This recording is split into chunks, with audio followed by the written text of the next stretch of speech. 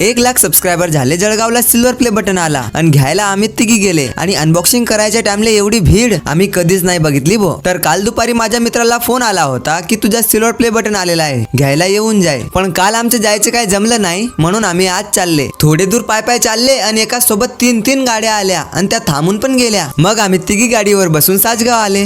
साजगाव just आलेच होते आणि हा काका म्हणाला बसा तुम्हाला बिल्दी पर्यंत सोडून देतो. मग काय आम्ही 4 जण एकाच गाडीवर बसून आले बिल्दी. धन्यवाद काका. आता आम्ही इथं कन्फ्युज होत होते, इथून डायरेक्ट महामंडळाची गाडी पकडून जळगाव जायचं की पाचोरा जाऊन ट्रेन मध्ये जायचं. थोडा विचार केला आणि जळगाव इथूनच जायचं ठरलं. बस येईपर्यंत आम्ही गार्डन मध्ये फिरायला आले, पण मध्ये जाताच बस आली आणि आम्ही पळत वापस आले. बस मध्ये काही जागाच नव्हती. म्हटलं मागच्या बस मध्ये जाऊ, पण आमच्या तिघींच्या अलावा इथं कोणीच नव्हतं म्हणून बस काही थांबत नव्हती. म्हटलं चला इथं लईच टाइम वाया गेलेला आहे, आपण पाचोरा जाऊ आणि तिथून ट्रेनने जळगाव. मग काय इकडे आले आणि लगेच ट्रॅक्टर भेटला. ट्रॅक्टरवर बसून पाचोरा धान्य मार्केट पर्यंत आले. इथून पाय पाय चालून छत्रपती शिवाजी महाराजचे दर्शन घेतले आणि रेल्वे स्टेशनवर आले. इथून तिकीट घेतला आणि वर येऊन आम्ही येडेचाळे करायला लागले.